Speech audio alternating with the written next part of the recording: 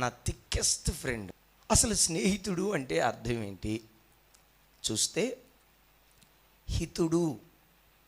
హితుడు అనగా క్షేమము లేక మేలు అని అర్థం. స్నే అంటే కోరినవాడు అని అర్థం. స్నేహితుడు అంటే మేలును కోరినవాడు, క్షేమాన్ని కోరినవాడు, ఎదుటివాడి ఆశీర్వాదాన్ని కోరినవాడే నిజమైన స్నేహితుడట. Praise God.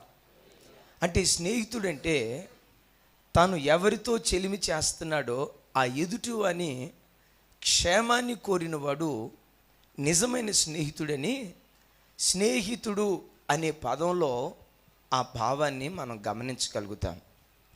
అయితే మీరు గమనించండి, ప్రతి మనుష్యుడు ఎవరితో ఒకరితో స్నేహం చేయటం ప్రారంభిస్తున్నాడు. అది మందిరంలో ఉన్న విశ్వాసులతో కావచ్చు, ఉద్యోగస్తులతో కావచ్చు, క్లాస్మేట్స్తో కావచ్చు, బ్యాచ్మేట్స్తో కావచ్చు, ఉద్యోగంలో కొలీగ్స్తో కావచ్చు. ప్రతి బిడ్డ ఎవరితో ఒకరితో స్నేహం చేయటం ప్రారంభిస్తున్నాడు. అయితే వాక్యం వింటున్న ఆయన పిల్లలారా, ఈ భూమి మీద నిజమైన స్నేహితులు ఉన్నారా? అసలు నిజమైన స్నేహితుడు ఎలా ఉంటాడు? యోహాను సువార్త 15వ అధ్యాయం 13వ వచనం నుండి 15వ వచనం వరకు రాయబడిన మాటలు చదువుకుందాం. యేసు ప్రభు ఇక్కడ ఒక మంచి స్నేహితుని గురించి ఏం చెప్తాడంటే, తన స్నేహితుని కొరకు తన ప్రాణము పెట్టువాని కంటే ఎక్కువైన ప్రేమ గలవాడు ఎవడు లేడు అంటాడు. అంటే ఈ మాటకున్న అర్థం ఏంటంటే, ఒక మంచి స్నేహితుడట తన స్నేహితుని కొరకు ప్రాణం పెట్టడానికి కూడా వెనుకాడడంట. ఓ మంచి స్నేహితునికి, నిజ స్నేహితునికి ఉండే ఓ చక్కని గుణం ఏంటంటే, తన స్నేహితుడి కొరకు తన ప్రాణం పెట్టడానికైనా వెనుక తీయడంట. Praise the lord. నేను మిమ్మల్ని ఒక మాట అడుగుతాను, అందరూ నా వైపు చూడండి. ఇక్కడ మీలో ఎంతమందికి స్నేహితులు ఉన్నారో ఒక్కసారి చెయ్యొద్దండి.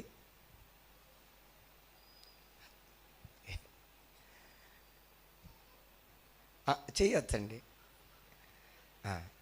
సరే, దరిదాపుగా ఆల్మోస్ట్ 75% మీకు స్నేహితులు ఉన్నారు. ఓకే, వాళ్ళని స్నేహితులు అని పిలుస్తున్నారు, నేను కాదు అన్నాను. కానీ ప్రభువు చెప్పినట్లుగా నీ స్నేహితులు అని నువ్వు పిలిచే వారిలో ఎవరైనా నీ కొరకు ప్రాణం పెట్టగలరా? అవునన్నా, మీరు చెప్పినట్లుగానే నా స్నేహితుడు నా కొరకు ప్రాణం పెడతాడు అన్నవాళ్ళు ఇప్పుడు చేయొద్దండి. ఒకసారి ఒక అబ్బాయి చెడ్డ స్నేహాలకు అలవాటు పడి జీవితాన్ని పాడు చేసుకుంటున్నాడు. దేవుని పిల్లలరా, కాలేజీ వాళ్ళు కానీ, ఉద్యోగస్తులు కానీ, మందిరంలో ఉన్న విశ్వాసులు కానీ స్నేహాన్ని ఎలా ఎంచుతున్నారంటే, నా భాషలో చెప్పాలంటే టైంపాస్ బఠానీ కింద ఎంచుతున్నారు. ఏ బఠానీ? అందరూ చెప్పాలి.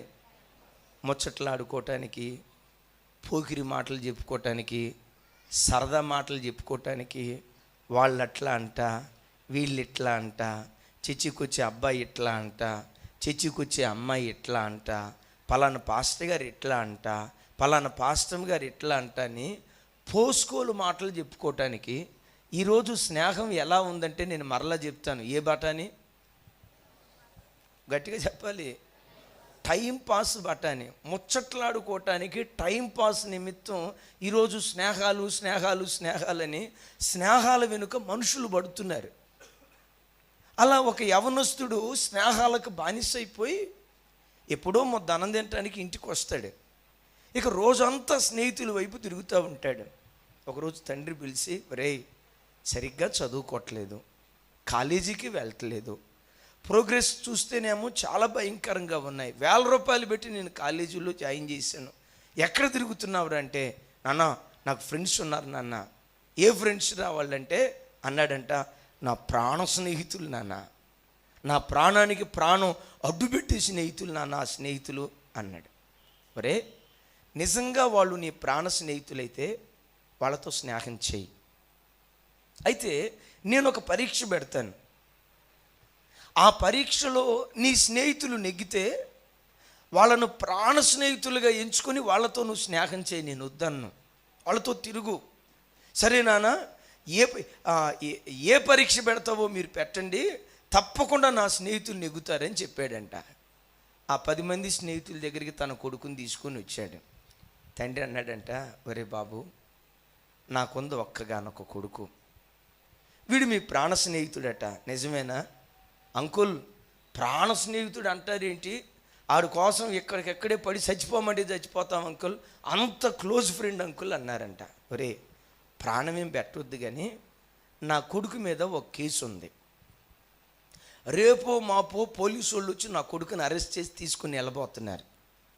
నాకుంది ఒక కొడుకు. నేను మిమ్మల్ని అడిగేది ఏంటంటే, నా కొడుకు స్థానంలో మీరు నిలవబడి ఆ కేసు మీ మీద వేసుకొని ఒక్క వారం రోజులు నా కొడుకు కోసం జైలుకి వెళ్ళండి. వారం రోజుల తర్వాత ₹1,00,000 ఖర్చు అయినా నేనే ఖర్చు పెట్టి మిమ్మల్ని బయటకు తీసుకొస్తాను. ప్రాణం ఇస్తానన్నారు కదా, వద్దొద్దు, ప్రాణమేమి ఇవ్వద్దు. ఎందుకు అనవసరంగా ప్రాణాన్ని పోగొట్టుకుని మీ ఇంటి వాళ్ళు అన్యాయం చేయటం? ప్రాణమేమి ఇవ్వద్దు. కానీ నేను అనే మాట ఏంటంటే, నా కొడుకు మీద ఒక కేసు ఉంది. ఆ కేసు మీ మీద వేసుకుని నా కొడుకు స్థానంలో మీరు నిలవబడి నా కొడుకుని శిక్ష నుంచి తప్పించండి. తర్వాత మిమ్మల్ని బయటకు తీసుకురావాలంటే ₹1,00,000 ఖరీదైనా, ₹1,00,000 ఖర్చు పెట్టైనా మిమ్మల్ని బయటకు తీసుకొస్తానన్నారంట. 10 మంది అన్నారంట, తప్పు చేసింది ఆడైతే శిక్ష అనుభవించాల్సింది వాడైతే నువ్వు భలే మాటలు మాట్లాడుతున్నావు అంకుల్, చూడటానికి పెద్దోడ్లా కనపడ్డావు, కానీ నువ్వు మాట్లాడే మాటలు కాస్తంత ఇతనాభి న్యాయం లేదు, కుచిబి ఎంత కూడా న్యాయం లేదు. ఏమి న్యాయం మాట్లాడుతున్నావు అంకుల్? తప్పు చేసింది ఆడైతే ఆడు స్థానంలో నేను మమ్మల్ని జైలుకి వెళ్ళమంటున్నావేంటి అని ఆయన్ని చూసి వెరివాడిగా పెంచినట్లుగా మాట్లాడారంట.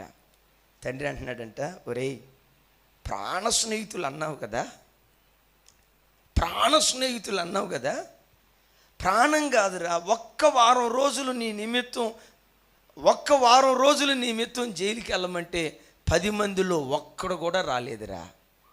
రా, నాకు ఒక స్నేహితుడు ఉన్నాడు, నా స్నేహం ఎలాంటిదో నీకు చెప్తాను, నా స్నేహితుడు నన్ను ఎంతగా ప్రేమిస్తాడో నీకు చెప్తాను. 10 మంది ప్రాణ స్నేహితులను నువ్వు పిలిచావే, ఎవడు ఒక్కడు నీ నిమిత్తం కనీసం ఒక్క వారం రోజులు అక్కడికి వెళ్ళటానికి కూడా ముందడుగేయలేదు. నాకు స్నేహితుడు ఉన్నాడు, నా స్నేహం ఎలాంటిదో చెప్తానని ఆ కొడుకుని తీసుకొని వెళ్ళాడు. నాన్న, నిజంగా నీ స్నేహితుడు నీ కొరకు ప్రాణం పెట్టడానికైనా వెనుకాడరా. నా స్నేహం అంత దివ్యమైన స్నేహం. సరే పోదాం పద నాన్న అని ఆ స్నేహితుడి దగ్గరికి వెళ్ళాడంట. ఈ తండ్రి తన స్నేహితుని ఎదుట నిలవబడి ఇదే మాట అన్నాడంట, అయ్యా, నీకు ఒక్కగానొక్క కొడుకున్నాడు, నాకు ఒక్కగానొక్క కొడుకున్నాడు.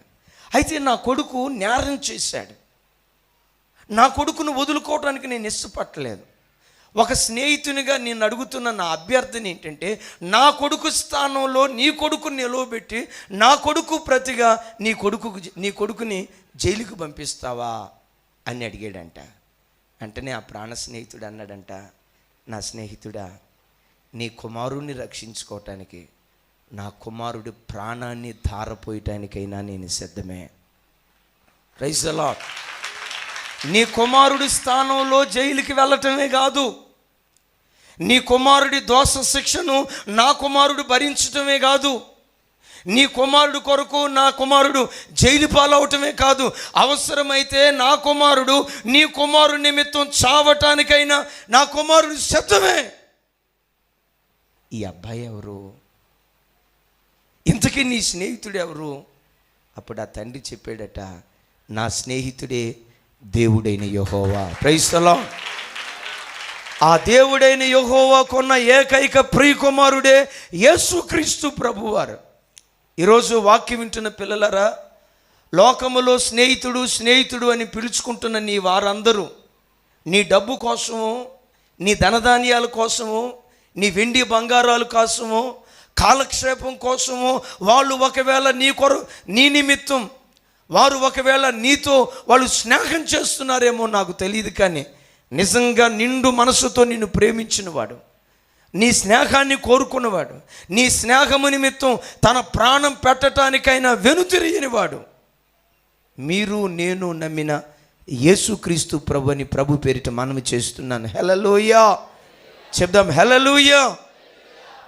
మంచి స్నేహితుడట, నిజమైన స్నేహితుడట, తన స్నేహితుని కొరకు ప్రాణం పెట్టడానికి కూడా వెనుతీయడట.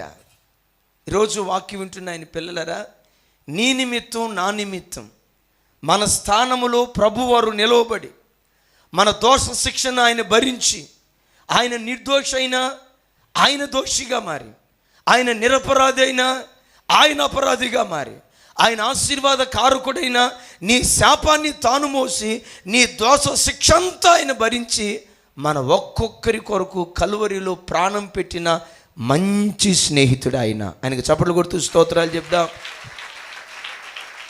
వినండి, మీకు ఒక అద్భుతమైన మాట చెప్తాను. మంచి స్నేహితుడు తన స్నేహితుని కొరకు ఏం చేస్తాడంట? ప్రాణం పెడతాడంట.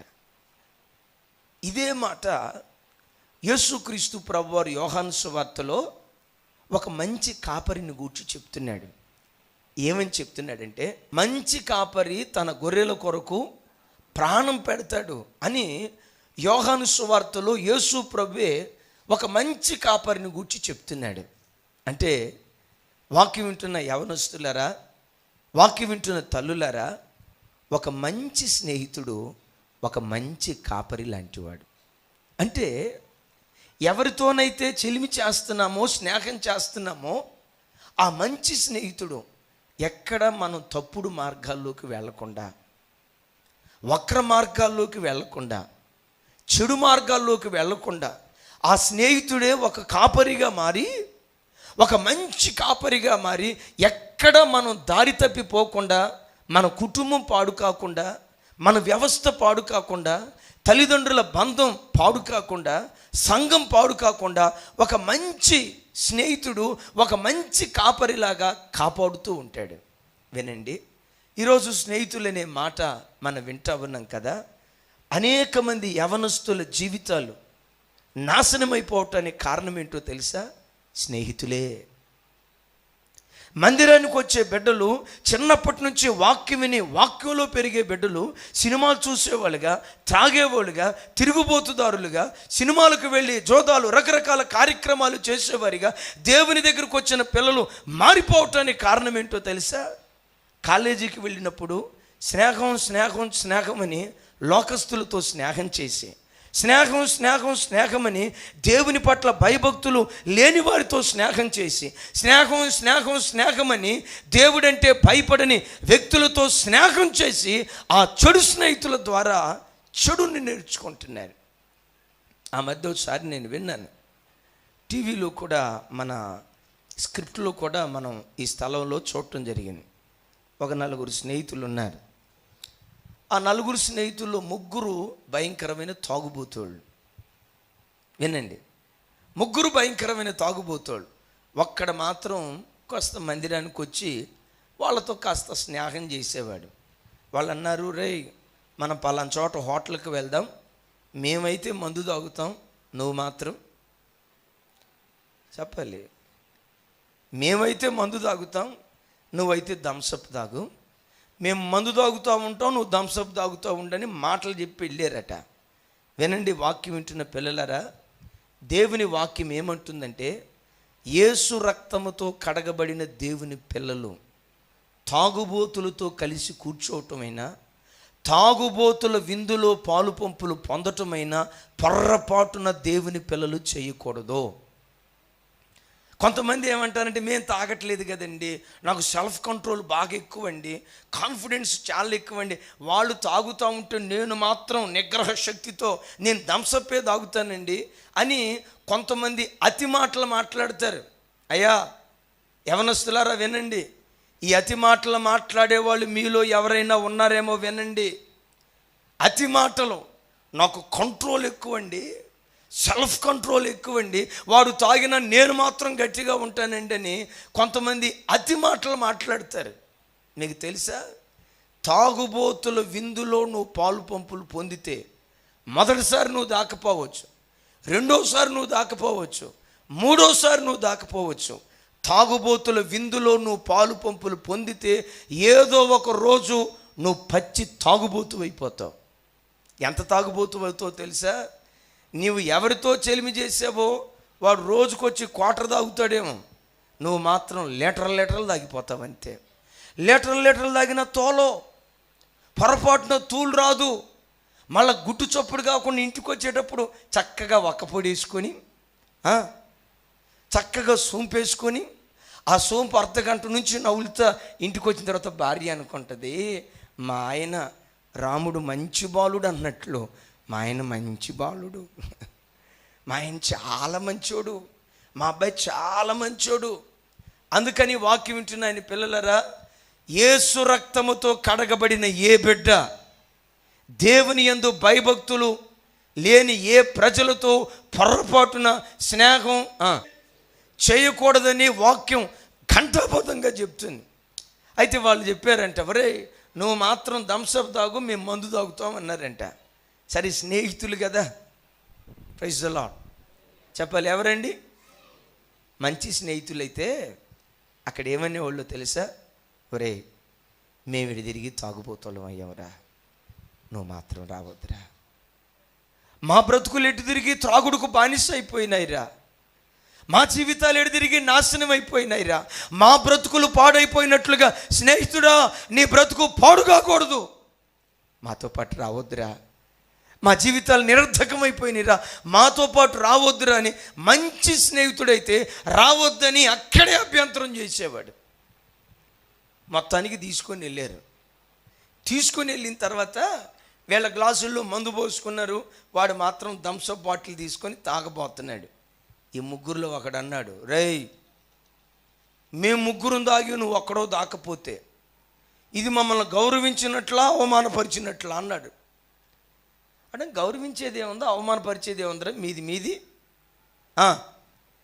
మీది మాది నాది అన్నాడు. లేదు ఇంకా స్నేహం అంటే స్నేహానికి విలువేంట్రా? స్నేహితులు ఎట్లా ఉంటారు? మేము తిన్నది తినాలి, మేము తాగింది తాగాలి, మేము కూర్చున్న చోట కూర్చున్నావు. మరి స్నేహం అంటే ఏంటి? మేము తాగింది నువ్వు కూడా తాగాలి. నేను తాగండి రా అన్నాడంట. ఈలోపు ఒకడు మందు పవర్ ఎక్కువైపోయి మందు బాటిల్ పటమని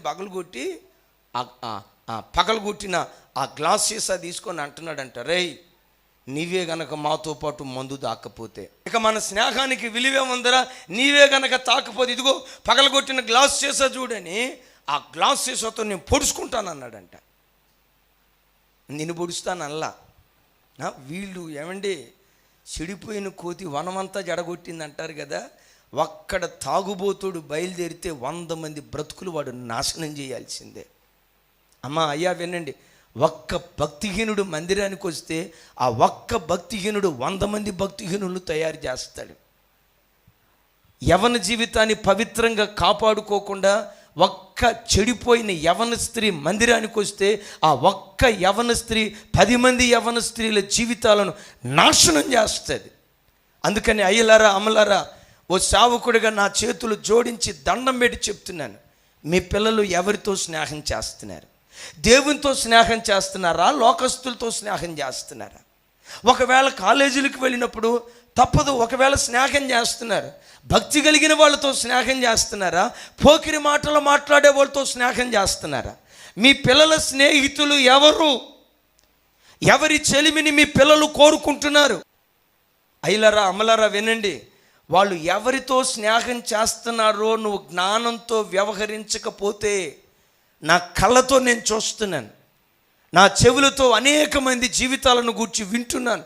అనేక మంది యవనస్తుల జీవితాలు నెట్ట నిలువున నాశనమైపోవటానికి స్నేహితులని స్నేహితుల పేర్లు చెప్పి అనేకుల జీవితాలు నాశనమైపోతున్నాయి. అందుకని ప్రభు పేరట చెప్తున్నాను, ఎప్పుడు దుస్తులతో నీ పిల్లలు సాంగత్యం చేయటానికి పొరపాటున నువ్వు ఇష్టపడొద్దని ప్రభు పేరిట నేను జ్ఞాపకం చేస్తున్నాను. Praise the lord. వాడు అన్నాడంట, గ్లాసు బగలు కొట్టి రే నువ్వు తాకపోతే నేను పొడుచుకుంటాను రా అన్నాడంట. ఈ తతిమ తర్వాత 2 ఉన్నారు కదా, వాళ్ళు కూడా అన్నారంట, రే వాడు పగలు కొట్టాడురా, మేము కూడా ఎందుకు పగలు కొట్టమని వాళ్ళిద్దరు గ్లాసులు పగలు కొట్టి మేము పొడుచుకుంటాం రా అన్నారంట. మరి ఏం చేసేవు తమ్ముడు?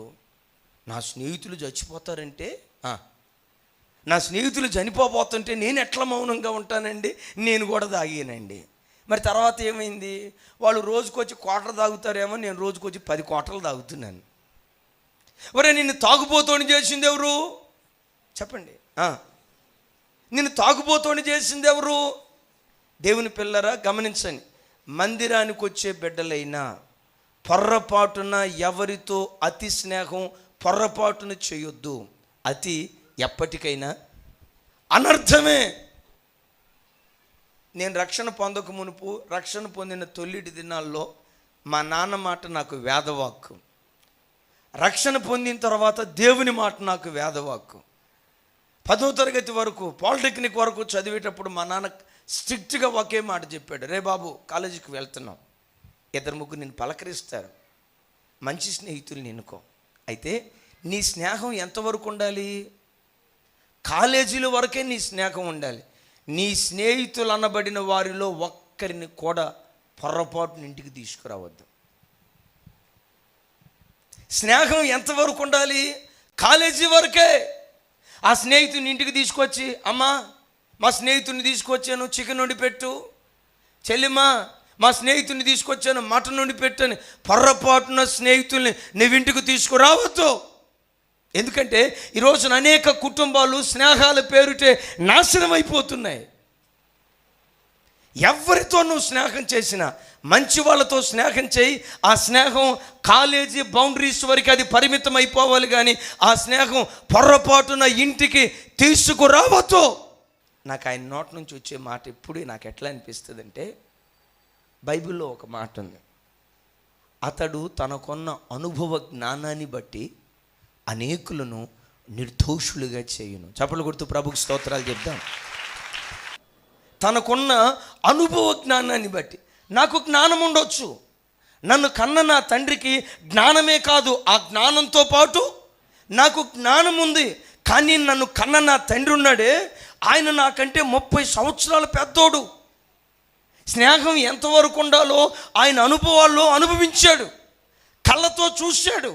సో ఈయన చెప్తున్నాడంటే అనుభవ జ్ఞానంతో చెప్తున్నాడు. వినండి, అనుభవ జ్ఞానంతో కూడుకున్న మాట మనం వింటే ఆ మాట మనలను నిర్దోషులుగా మారుస్తుంది. చప్పలు కొడుతూ ప్రభుకి స్తోత్రాలు చెప్దాం.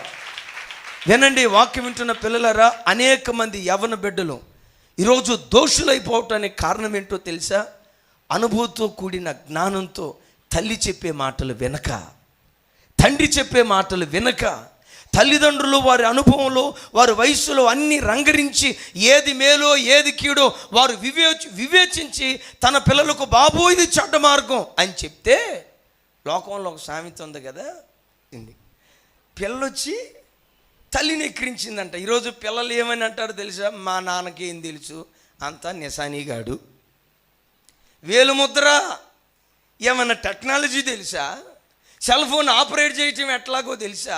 కంప్యూటర్ ఎట్లాగా ఆపరేట్ చేయటమో తెలుసా? మా నాన్నకి ఏమి అసలు టెక్నాలజీయో తెలియదు. సహోదరులారా, నిన్ను నిర్దోషిగా మార్చడానికి టెక్నాలజీ కాదు కావాల్సింది, అనుభవ జ్ఞానము చాలు. Praise the lord. అందరం చెప్దాం ప్రైజ్ ది లార్డ్. వాక్యం వింటున్న పిల్లలరా, లేఖనాల్లో వ్రాయబడిన ఒక అద్భుతమైన మాట ఏంటంటే, మేలును కోరిన స్నేహితుడు గాయాలు కలుగు చేస్తాడట. చూడండి ఆ మాట, సామెతల గ్రంథం 27వ అధ్యాయం 6వ వచనం. మేలును కోరి స్నేహితుడు గాయములు చేయును, పగవాడు లెక్కలేని ముద్దులు పెట్టును. మేలు కోరి స్నేహితుడు గాయాలు రేపుతాడు, పగవాడు లెక్కలేనని ముద్దులు పెట్టుకుంటాడంట. ఎట్లా ముద్దు పెట్టుకుంటాడంటే, ఇస్కరియోతు యోధా పెట్టుకున్నాడు యేసు ప్రభుని. ఎంత చక్కగా వచ్చి ముద్దు పెట్టుకున్నాడో, అలాగని యేసు ప్రభు ఏం వయసు అయిపోవాలా? తెలుసు ఇది ఎలాంటి ముద్దు, కపట ముద్ద, ప్రేమతో కూడిన ముద్ద అని యేసు ప్రభు ముందుగానే పసిగట్టాడు. మంచి స్నేహితుడు, నిజ స్నేహితుడు కొన్న గుణం ఏంటో తెలుసా? నీవేదైనా తప్పు మాట మాట్లాడితే, రేయ్ ఇలాంటి తప్పు మాట మాట్లాడితే నీతో నేను స్నేహం చేయనురా, ఇలాంటి వ్యర్థమైన మాటలు నీ నోటొస్తే నీతో పొరపాటు నేను కలవను. సినిమా మాట ఎత్తితే నీ స్నేహం దగ్గరికి నేను రాను. చెడు కార్యక్రమాల వైపు వెళ్తానంటే నీతో పొరపాటున చెలిమి చేయనని నిజ స్నేహితుడు ఎప్పుడు స్నేహితుడు తప్పు చేస్తూ ఉంటే లెక్కలేనని దెబ్బలు, లెక్కలేనని గాయాలు కలుగు చేసేవాడే నిజ స్నేహితుడు. దేవుని పిల్లరా, ఈ రోజున స్నేహం అనే పేరు చొప్పున చెడు మార్గం వైపు ఒక స్నేహితుడు వెళ్తూ ఉంటే రే పదరా వెళ్దాం, రే పదరా చేద్దామని ప్రోత్సహించేటువంటి వ్యక్తులను ఈ రోజున సమాజంలో మనం చూస్తాం. బైబిల్లో అమ్నోను అని ఒక యవనస్తుడు ఉన్నాడు. ఆయన పేరేంటి? అమ్నోను అనే ఒక యవనస్తుడు ఉన్నాడు. ఆ అమ్నోను అనే యవనస్తుడు ఒకసారి ఆయన మనసులో చెడు మనసు బయలుదేరింది. ఏమిటయ్యా ఆ చెడు మనసు అంటే, ఇక వాటిని గూర్చి వివరం నేను చెప్పలేను, కానీ తన సొంత చెల్లెలు అంటే తండ్రికి పుట్టిన తన సొంత చెల్లెలు తామారును చెరపాలనే ఓ చెడ్డ ఆలోచన ఆయన మనసులో బయలుదేరింది. ఆ చెడ్డ ఆలోచన ఎప్పుడైతే బయలుదేరిందో రోజు రోజుకి వాడు చిక్కిపోతూ ఉన్నాడంట. మీరు బాగా వినండి, అందరూ చూడండి. ఎప్పుడైనా కళకళలాడుతున్న మీ పిల్లల మొఖాలు కానీ, మీ మొఖాలు కానీ, మీ కుమార్తెల మొఖాలు కానీ కాస్త కళదప్పి చిక్కిపోతున్నట్లుగా మీకు కనపడతా ఉంటే, ఎప్పుడు పరధ్యానంగా పుస్తకం తెరిసే ఉంచుతాడు. సిమ్లా, డార్జిలింగ్, జమ్మూ కాశ్మీర్ ఎక్కడెక్కడికో వెళ్ళిపోతాడు. పుస్తకం మాత్రం తెరిసే ఉంటాడు, కానీ ఎప్పుడు పరధ్యానం. వినండి, పిల్లలు ఇక పదే అంతకుముందు పెద్దగా అద్దం ముందుకు వెళ్ళేవాళ్ళు కాదు. ఇప్పుడు పదే అద్దం ముందుకు వెళ్ళి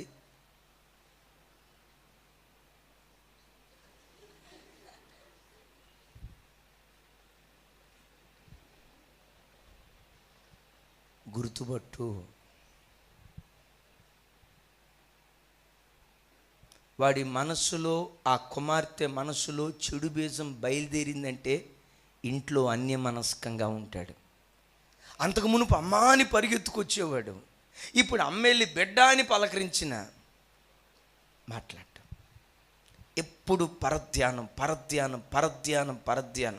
ఆ పరధ్యానంలో వాడు ఉన్నాడని నీకు తెలిస్తే వెంటనే ప్రభు దగ్గర, అయ్యా వాడు ఎక్కడో దారి తప్పుతున్నట్లున్నాడు, ఈ బిడ్డ ఎక్కడో దారి తప్పుతున్నట్లుంది, ఎక్కడో చెడు స్నేహాల వైపు వెళ్ళిపోతున్నట్లుంది అని గుర్తుపట్టి, గమనించండి, గుర్తుపట్టి వాళ్ళ కొరకు నువ్వు ప్రార్థన చేస్తే నీ ప్రార్థన ద్వారా నీ పిల్లలను దేవుడు శోధనలో నుంచి తప్పిస్తాడు.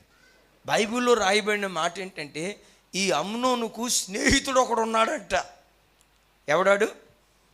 స్నేహితుడు ఒకడు ఉన్నాడంట, మిత్రుడు ఒకడు ఉండెను, వాని పేరు యెహోనాదాబు. ఈ యెహోనాదాబు ఒకరోజు అమ్నోను చూడటానికి వచ్చాడు. అమ్నోను చూశాడు. ఏంటి అమ్నోను, మాకు అంత బీకిపోయింది, కళ్ళు లోపటికి వెళ్ళే, నైట్ డ్యూటీ చేసావా అన్నాడు. లేదు, నేను నైట్ డ్యూటీ ఎక్కడరా, డే డ్యూటీ కూడా మనకు లేదు, నైట్ డ్యూటీ ఎక్కడ, పగలకో డ్యూటీ మనకు లేకపోతే అన్నాడు. మరి ఏంటి నీ ముఖంలో కళదప్పినట్లుందే, కాస్త నీ ముఖం అంతా అదో రకంగా మారిపోయింది, ఏంటి ఇట్లా ఉన్నావు అని అన్నాడు.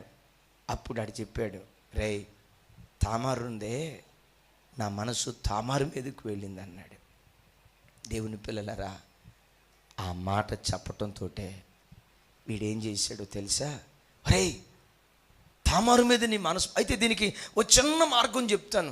రోగివై ఉన్నట్లుగా మంచం మీద పడుకో, మీ నాన్న వస్తే కపటంగా చెప్పు, ఇదిగో ఈ కార్యక్రమాలు, ఇక ఆ మాటలని నేను ప్రస్తుతం నేను చెప్పలేను, ఈ రీతిగా నువ్వు కథలని కపటపు మాటలు చెప్పి చెడు కార్యక్రమం చేయటానికి స్నేహితుడు తన మిత్రుడైన అమ్నోనును పురికొల్పాడు. దేవుని పిల్లలరా, ఈరోజు ఈ వాక్యం వింటున్న మీ బ్రతుకులో ఎవరైనా మీ స్నేహితులు చెడు చేయటానికి మిమ్మల్ని పురికొల్పితే యేసుక్రీస్తు నామం పేరిట ఇప్పుడే ఎక్కడే ఆ స్నేహాన్ని మీరు వదిలివేయండి. ఈ స్థలంలోనే, అయ్యో నేను ఆ స్నేహాల వైపు ఇంకా వెళ్తే ఎంత విశ్వాసఘాతకపు కార్యక్రమాలు నా గుడారంలో జరుగుతాయో, ఎంత లజ్జాకరమైన పనులు నా గుడారంలో జరుగుతాయని భయపడి చెడు వైపు ఏ స్నేహితుడైనా నిన్ను పురికొల్పుతున్నట్లుగా ఉంటే ఆ స్నేహాన్ని వదిలిపెట్టమని ప్రభు పేరిట నేను మనవి చేస్తున్నాను. లేఖనం అంటుంది, మంచి స్నేహితుడు మేలు కోరిన స్నేహితుడు గాయాలు కలుగు చేస్తాడు. నీ స్నేహితుడు ఎప్పుడు నిన్ను పొగుడుతున్నాడా? గాయాలు రేపుతున్నాడా? నీ స్నేహితుడు ఎప్పుడు నిన్ను ప్రశంసిస్తున్నాడా? నువ్వు తప్పు చేసినప్పుడు వరే నువ్వు చేస్తుంది తప్పు అని నిన్ను ఖండిస్తున్నాడా? మంచి స్నేహితుడైతే రై ఏంటి పోకిరి చేష్టలో కటింగ్ సరిగ్గా చేయించుకోలేవా? ఎందుకని ఈ వెధవేషాలు? ఒక మనిషిలాగా బ్రతుకు, ఒక మంచి వ్యక్తిలాగా జీవించు. ఏమిట్రా ఈ వేషాలని? మంచి స్నేహితుడైతే అప్పుడే నీవు చేసిన తప్పును బట్టి నిన్ను గద్దించి అవసరమైతే నీకు గాయాన్ని కలుగు చేయటానికైనా కొట్టడానికి వెనుతీయుడు. అలాంటి స్నేహితులు ఎవరైనా ఉంటే చెయ్యి వాళ్ళతో స్నేహం. అలాంటి మంచి స్నేహితులు ఎవరైనా ఉంటే ఆ చెలిమిని నువ్వు కోరుకో. అయితే నా ప్రభు పిల్లరా, నీవు తప్పు చేసినప్పుడు నీకు గాయాలు రేపే ఒక్క స్నేహితుడున్నాడు. ఆ స్నేహితుడే నా ప్రభు అయిన యేసుక్రీస్తు. హల్లెలూయా. నువ్వు తప్పు చేసి ఆయన సన్నిధికి వచ్చినప్పుడు, నువ్వు పొరపాటు చేసి ఆయన సన్నిధికి వచ్చినప్పుడు, నువ్వు తప్పు చేసి దేవుని వాక్యాన్ని నువ్వు పట్టుకున్నప్పుడు, నా కుమారి నువ్వు తప్పు చేస్తున్నావు, నా కుమారుడా నువ్వు తప్పుడు మార్గంలోకి వెళ్తున్నావని ఉన్నది ఉన్నట్లుగా చెప్పి నిన్ను గద్దించి నీకు గాయాలు రేపే ఒక్క మంచి స్నేహితుడు, నిజ స్నేహితుడని పిలువబడటానికి యోగ్యుడు యేసుక్రీస్తు ప్రభువారు ఒక్కరు మాత్రమే. అందుకని నేను చెప్తున్నాను, నీకు చేతనైతే ఆయనతో స్నేహం చేయి. నీకు చేతనైతే ఆ చెలిమిని నువ్వు పెంచుకో. కూర్చున్నా లేచినా నా స్నేహితుడవు నీవేనయ్యా, నా హితుడవు నీవే, నా మేలును కోరిన వాడవు నీవే, నీ స్నేహం నాకు కావాలని ఆయనతో నువ్వు స్నేహం చేస్తే ఆ స్నేహితుడు ఏం చేస్తాడో తెలుసా? నీ మేలు కోరి నీకు గాయాలు రేపుతాడు. ఎందుకు గాయాలు రేపుతాడో తెలుసా? సామెతలో చోట రాసి ఉంటుంది, గాయములు చేయు దెబ్బలు అంతరంగములో వచ్చి చెడుతనాన్ని బయటకు తీసుకొస్తుందట. Praise God. గాయాలు ఏం చేస్తాయట? గాయాలను కలుగు చేయు దెబ్బలు అంతరంగములో జొచ్చి ఏం బయటకు తీసుకొస్తున్నాయి? చెడుతనాన్ని బయటకు తీసుకొస్తున్నాయి. పిల్లలరా, ఓ మంచి స్నేహితుడు ఓ మంచి కాపరి లాంటివాడు. నిన్నైనా నీ పిల్లలనైనా నీ ఇంటి వారినైనా కాపాడుతాడు. మీకు తెలియాలి, మీకు అర్థం కావాలి. అందుకని కాస్త ఇబ్బందికరమైన మాటలైనా నేను చెప్తాను. ఒకసారి ఓ భయంకరమైన సమాచారం వార్తాపత్రికలో నేను చదివి నా హృదయం బ్రద్దలైపోయే అంత వేదన నాకు కలిగింది. ఏంటో చెప్పమంటారా? ఓ ఇద్దరు మంచి స్నేహితులు. ఎక్కడ మంచి స్నేహితులు? అగ్గిపెట్టి దగ్గర. అగ్గిపెట్టి దగ్గర అంటే ఎక్కడ? సిగరెట్ ముట్టించుకోవటానికి. అగ్గిపెట్టి దగ్గర, సిగరెట్ ఇచ్చి పుచ్చుకునే దగ్గర, మందు దగ్గర, ఉద్యోగ స్థలంలో ఇట్లా స్నేహితులుగా ఉన్నారు. ఇలా స్నేహం ముదిరిపోయి ఏం జరిగిందో తెలుసా? రై ఎంత స్నేహితులురా, ఈరోజు సాయంత్రం విత్ ఫ్యామిలీ మన ఇంటికి భోజనానికి వచ్చేయండి. వెళ్ళారు. ఇక ఈ రాకపోకలు జరిగిపోతా ఉన్నాయి. ఓ రోజు ఏం జరిగిందో తెలుసా? భోజనానికి నీ ఇంటికి వచ్చి నీ స్నేహితుడు వస్తూ వీని భార్య మనసును చెరిపి, వీని భార్య ఆ స్నేహితుడు ఇద్దరూ కలిసి తన స్నేహితుని ప్రాణాన్ని తీశారు.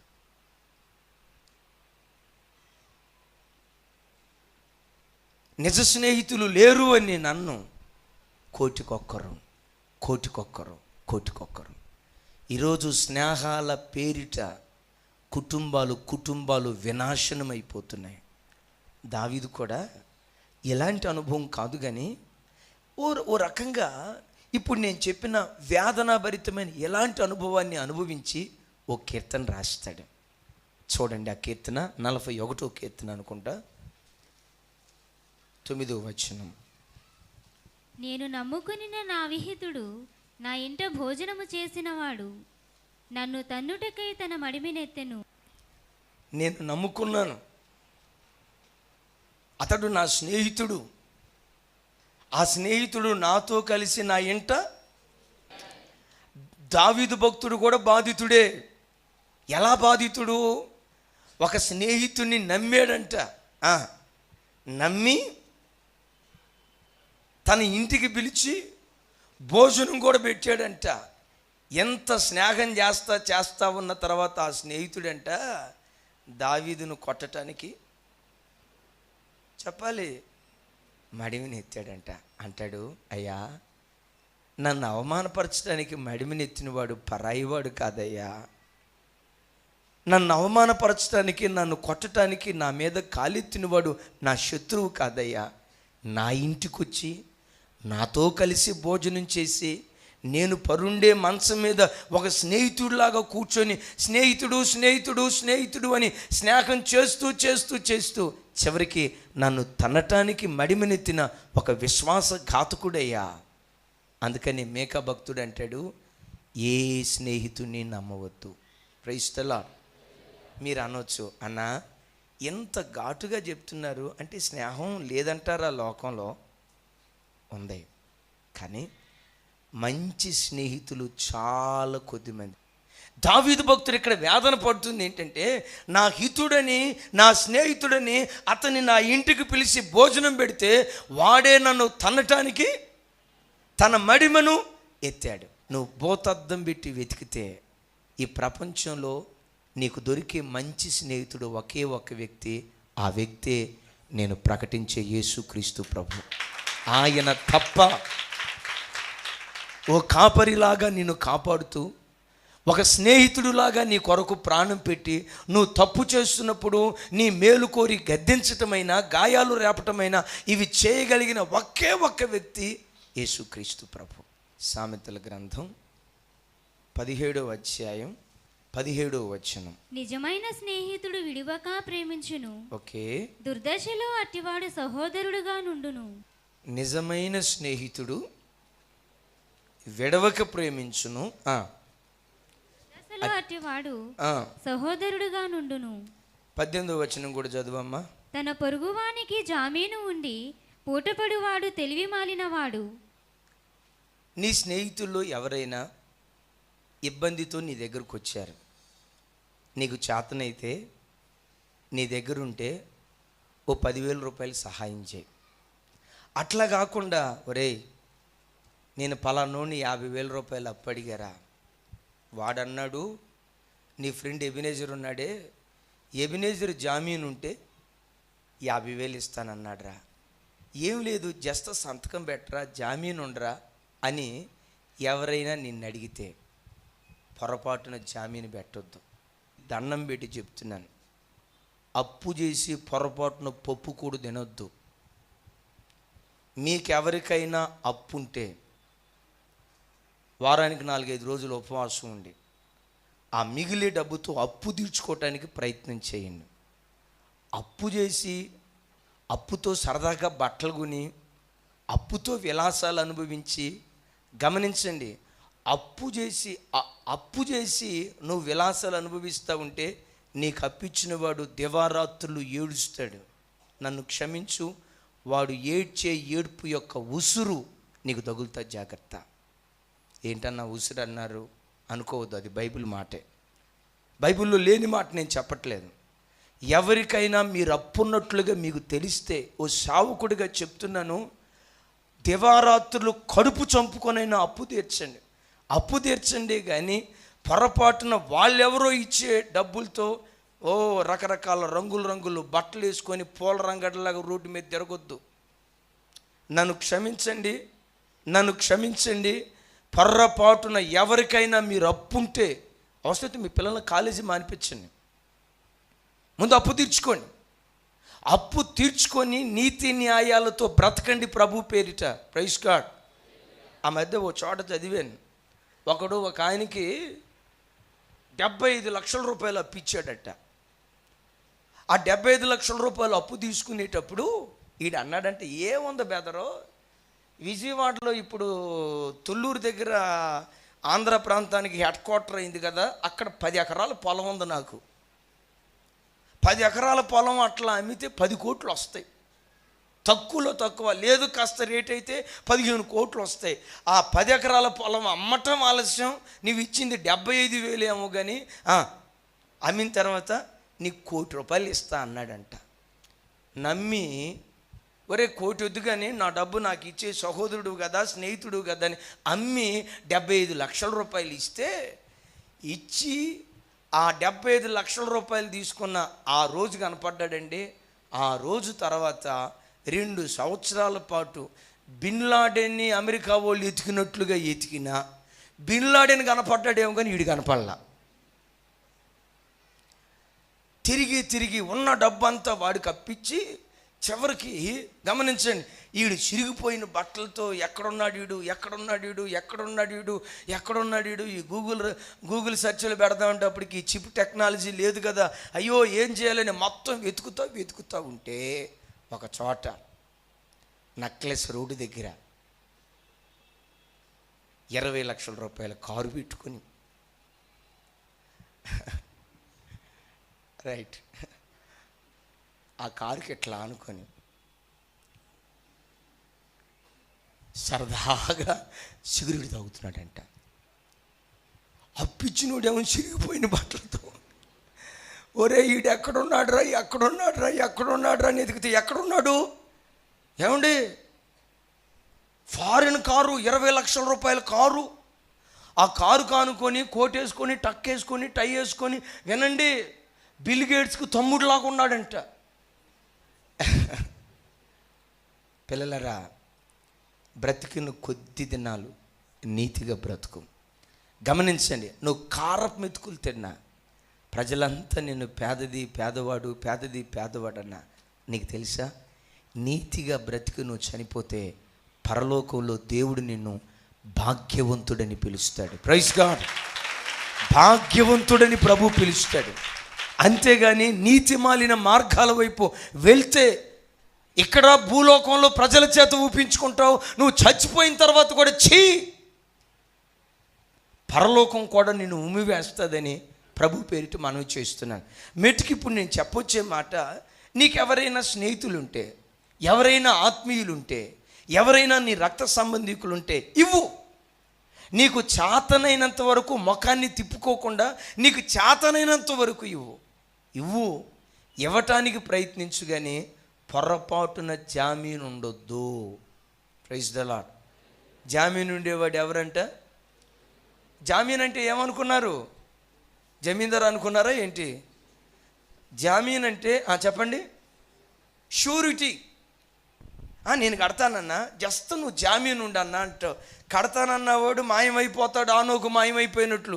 ఇచ్చినోడు ఎవరిని పట్టుకుంటాడు? చెప్పాలి, ఎవరిని పట్టుకుంటాడు? ఇక నిన్ను పట్టుకొని 50,000కి ఇంకొక 25,000 వడ్డీ కలిపి 75,000 వసూలు చేస్తాడు. నిజంగా దేవుడు నిన్ను ఆశీర్వదిస్తే, మిగులుబడి ఉంటే దేవుడు ఎంతో ఆశీర్వదించాడు, ఇవ్వు. ఒక 50,000 ఉచితంగా ఇవ్వు. వాడు ఓపిక ఉన్నప్పుడు ఇస్తాడు. లేదు, ఇచ్చే మనసు నీకు లేదా, చేతులు కట్టుకొని కూర్చో. అంతేగాని పొరపాటున జామీను ఉండటానికి దేవుని వాక్యం ఒప్పుకొనే. సరే, మంచి స్నేహితుడికి ఉండే గుణం ఏంటంటే, మంచి స్నేహితుడు విడవక దుర్దశలో అటివాడు. చెప్పాలి, ఏ దశలో? దేవుని పిల్లలరా, అందరూ నా వైపు చూడండి. నేను మరలా చెప్తాను, స్నేహితుడు అని పిలువబడటానికి యేసయ్య ఒక్కడే యోగ్యుడు. Praise God. మంచి స్నేహితుడు అని పిలువబడటానికి యేసయ్య ఒక్కడే తగినవాడు. మంచి స్నేహితునికి ఉండే గుణమట, మంచి స్నేహితుడు విడవక ప్రేమించును, దుర్దశలో అట్టివాడు స్నేహితుడిగా మాత్రమే కాదు, ఎలా ఉంటాడట? చెప్పాలి, ఎలా ఉంటాడట? మంచి స్నేహితుడు దుర్దశలో వానికి సహోదరుడిగా ఉంటాడట. సహజంగా ఈ రోజున లోకంలో స్నేహితులు ఎట్లా ఉంటారంటే, యోబు గ్రంథకర్త యోబులో ఒక మాట చెప్తాడు.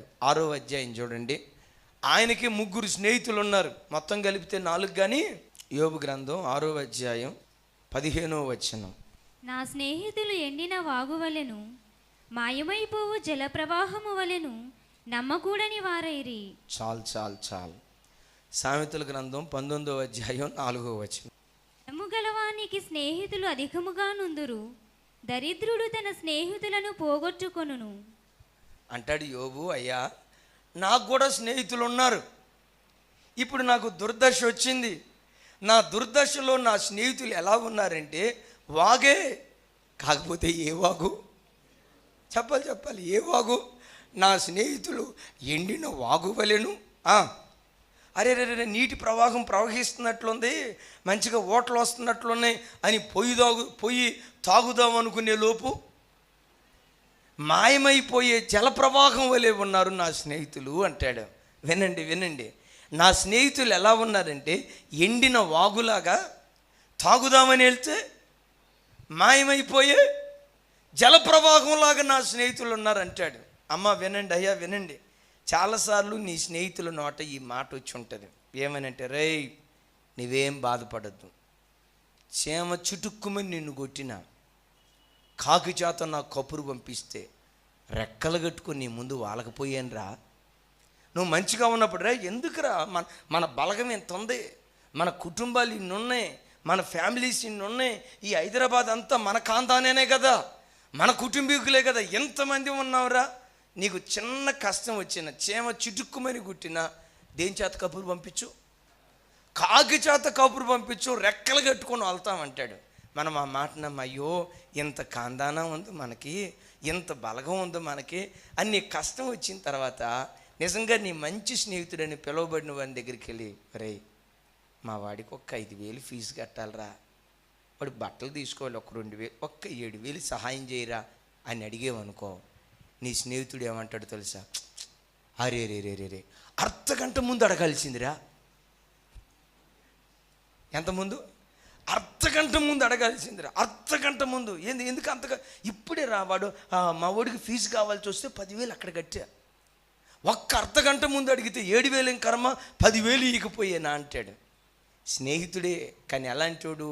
ఎండిపోయిన జలప్రవాహమే, వెళ్ళి తాగుదామంటే మాయమైపోయే ఏలూరులో ఒక సామెత ఉంది, స్నేహితులు ఎట్లా ఉంటారంటే మాటల తేటలు మా ఇంటి కాడ, రేపటి భోజనం మీ ఇంటి కాడ. మాట ముచ్చట మా ఇంటి కాడ,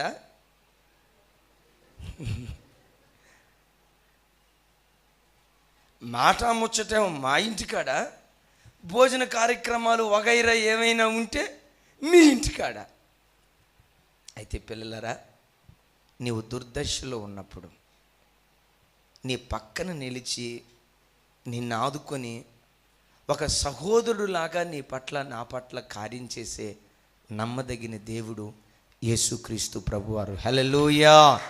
అందరం చెప్దాం హల్లెలూయా. వాళ్ళ వలె వీళ్ళ వలె మంచిగా ఉన్నప్పుడు, మళ్ళా సామెతల్లో చూస్తాం కదా, దరిద్రుడు తన స్నేహితులను ఎందుకు పోగొట్టుకున్నాడు? చెప్పాలి, ఎందుకు పోగొట్టుకున్నాడు? వీడు దరిద్రుడిగా పుట్టడమే, దరిద్రుడిగా మారిపోవటమే స్నేహం పోగొట్టుకోవటానికి కారణం. నా ప్రభు పిల్లరా, నేను ముగిస్తున్నాను. నీవు నమ్మిన నీ దేవుడు ఎవరో తెలుసా? నీవు ఆశ్రయించిన నీ దేవుడు ఎవరో తెలుసా? ఆపత్కాలములో నీ దుర్దినాన నమ్ముకోదగిన సహాయకుడు. నీ కష్టకాలంలో అయానే నీ పరిస్థితిలో ఉన్నాను, అయానే నీ స్థితిలో ఉన్నానని ఆయన దగ్గరకు వచ్చి నీ కష్టాన్ని నీ ప్రభుతో చెప్పాలి, కానీ నీ ముఖాన్ని చాటేసుకోకుండా, నా కుమారుడా ఒక సహోదరుడిలాగా నేను ఆదుకుంటాను, నీ దుర్దశలో నీ కన్నీరు తుడుస్తానని దేవుడు నీ దుర్దశలో ముఖం చాటేయకుండా ఏ విధం చేతనైనా తన హస్తాన్ని చాపి నిన్ను బలపరుచునుగాక. బైబిల్లో ఓసారి ఓ మంచి స్నేహితుడు ఉన్నాడు. ఆ మంచి స్నేహితునికి మరొక స్నేహితుడు ఉన్నాడు. ఆ స్నేహితుని ఇంటికి మధ్యరాత్రి వేళ ఒక స్నేహితుడు వచ్చాడు. అన్నాడు, అరే నాకు చాలా ఆకలిగా ఉందిరా అన్నాడు. నా ఇంట్లో ఏమీ లేదే అని అనుకొని, అరే ఆగరా, నాకు ఒక మంచి స్నేహితుడు ఉన్నాడు. ఆ స్నేహితుడు ఎలాంటి వాడంటే దుర్దశలో ఆదుకునే స్నేహితుడు. ఆ స్నేహితుడు ఎలాంటి వాడంటే ముఖం చాటేసేవాడు కాదు. ఆ స్నేహితుడు ఎలాంటి వాడంటే ఆపత్కాలములో నమ్ముకోదగిన ఓ మంచి సహాయకుడు. ఆ స్నేహితుని దగ్గరికి వెళ్తారా? అరే నీ వెళ్తే ఆడిస్తాడా? నాకెందుకు ఇవ్వడరా?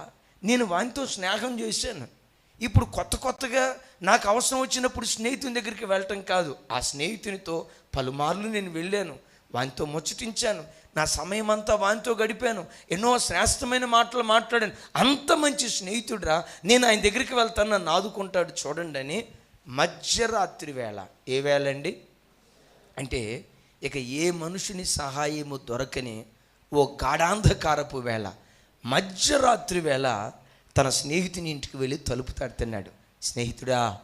స్నేహితుడా నా ఇంటికి మరో స్నేహితుడు వచ్చాడు, వానికి పెట్టడానికి నా ఇంట్లో ఏమీ లేదు, దయచేసి నాకు సహాయం చేయవా అని మాటిమాటికి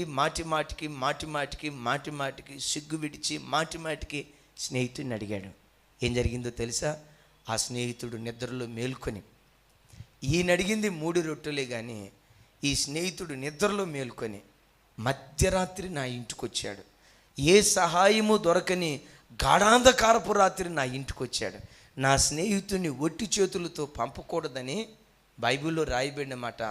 తనకు కావలసినవన్నీ సమృద్ధిగా ఈ స్నేహితుడు తన స్నేహితునికి వచ్చి సమృద్ధిగా తన ఇంటి దగ్గర నుంచి పంపిస్తున్నాడు. ప్రైజ్ ద లార్డ్ చెప్దాం, ప్రైజ్ ద లార్డ్. వాక్యం వింటున్న పిల్లలరా, ఆ స్నేహితుడు ఈ స్నేహితునికి రొట్టెలే ఇచ్చాడేమో.